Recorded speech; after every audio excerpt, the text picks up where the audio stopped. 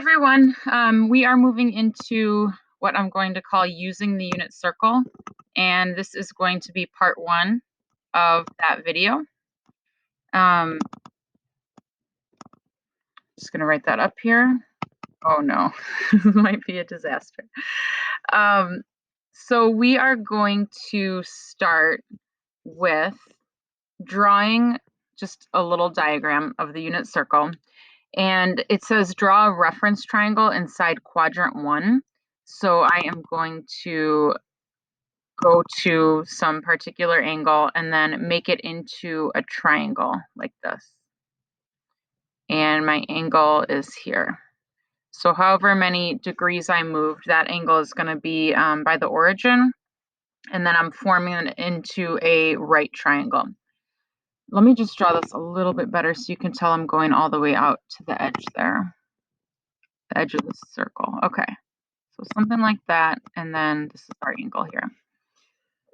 So first, I'm reading the fill in the blank. We know that the hypotenuse of the triangle, the hypotenuse right here, is the same thing as the what of the unit circle. The hypotenuse is the same as the radius of the unit circle. And what is the radius of the unit circle? It's equal to 1. So the angle theta is there. And then the hypotenuse is 1. I'm going to label this X and I'll label this Y because if I'm trying to get to this coordinate, this right here is the X value. How far over did you go on the X axis? And this is the Y value. How far up did you go on the Y axis in order to get to that point? And then because the hypotenuse is starting at the center and going to the edge of the circle, that's going to be 1. The other thing I wanted to ask you before we go to these formulas is if you remember the reciprocals. So we have sine, cosine, and tangent.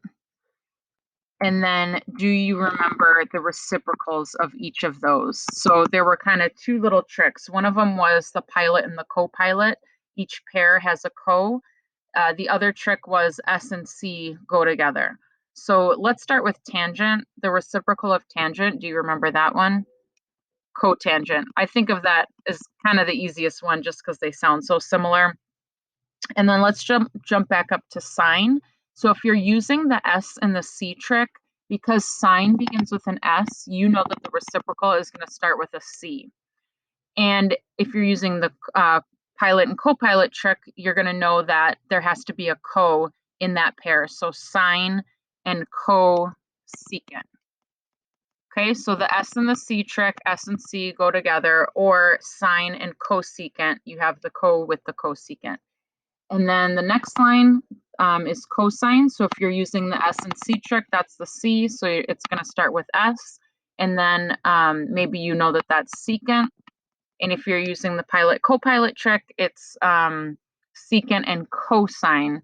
So that co thing, like every pair has a co. So sine and cosecant, there's your co.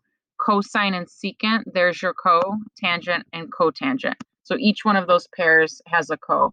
Or you just use that S and C trick if you prefer that. S and C's go together. So you have an S and a C and an S, and then tangent and cotangent. I think you'll just kind of know those go together.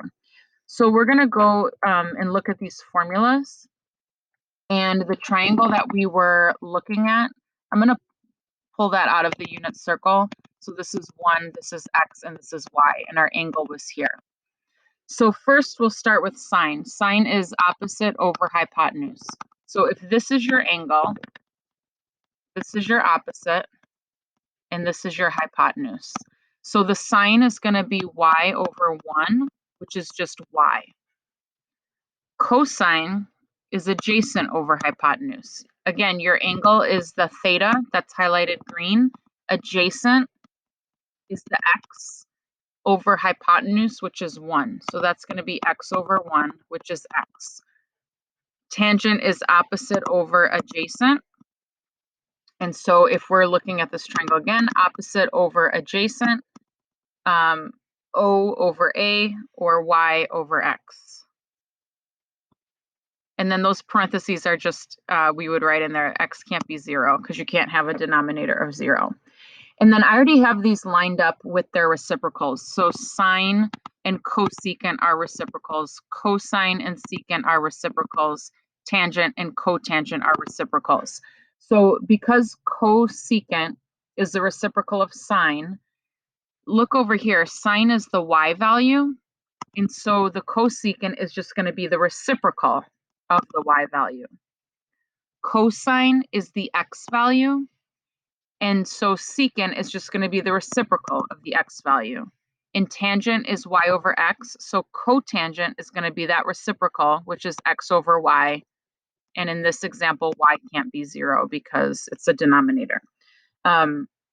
We will do a lot of work with videos and practice problems on what does this mean. This first initial video is just deriving the formulas. So sine is y over 1, which is y. Cosecant is that reciprocal. Cosine is x over 1, which is x. Secant is the reciprocal. Tangent is y over x, and cotangent is that reciprocal. And that all comes from this triangle of this being 1, this being x, this being y, and your angle being located there. All the formulas are based off that triangle. And then to finish off, we're going to just look at a few questions here. So first, it says, why does the sine and cosine function only have one letter, but the tangent has two? So if you look at these formulas, sine of theta is the y value, cosine of theta is the x value, but tangent has two letters, y over x. So why does sine and cosine only have one letter and tangent has two?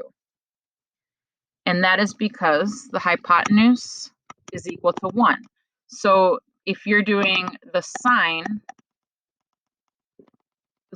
I won't write this again. I already wrote it up here. So the sine is y over 1, right? Opposite over hypotenuse, so y over 1, which just simplifies to y. Cosine also uses that hypotenuse of 1, x over 1, which just simplifies to x, whereas tangent is y over x. So I think you can just say the reason why is because the hypotenuse is equal to 1. This is a little trick that I love. I think about this all the time in terms of which one is the cosine and which one is the sine. So the cosine and the sine. So cosine is the x value, sine is the y value. Let me go back up to those formulas just to show you that. Look at the yellow here. Sine is the y value and cosine is the x value. So the way that I remember that is just alphabetical order. Cosine comes before sine in the alphabet, and x comes before y in the alphabet. So alphabetically, it kind of lines up. Cosine is first and then sine, x is first and then y. So we'll use that all the time, that the x value is represented by the cosine and the y value by the sine. And then the last thing, tangent was y, oops, this is the last question. Tangent is y over x, that was our formula, right? Tangent is y over x. But that can also be thought of because look at right here, we're saying that y is sine, and we're saying that x is cosine. So you could say y over x, but you could also say sine over cosine. And an interesting proof for that is if we take sine over cosine. Think about the formula for sine. Opposite over hypotenuse. What's the formula for cosine? Adjacent over hypotenuse. Okay, this move we saw a lot. We'll see a lot next year. That yellow fraction bar, what does that represent? It represents division. What do we do when we're dividing by a fraction? So I always say dividing by a fraction is the same as what? It's the same as multiplying by the reciprocal. And when you write it as multiplying by the reciprocal, the hypotenuse cancels, h and h cancel out, and you're just left with O on top and A on the bottom. O over A is the formula for what? For tangent of theta. So tangent is y over x. It's the same as sine over cosine. And if you do sine over cosine, you take the sine formula divided by the cosine formula, you in fact do get the formula for tangent. So sometimes people think of tangent as sine over cosine. All right, we are going to stop there for today, and we will use these formulas in all the videos to come. So if this was a little bit strange, it'll keep getting reinforced. You'll keep seeing it, and hopefully it'll start to make a little bit more sense.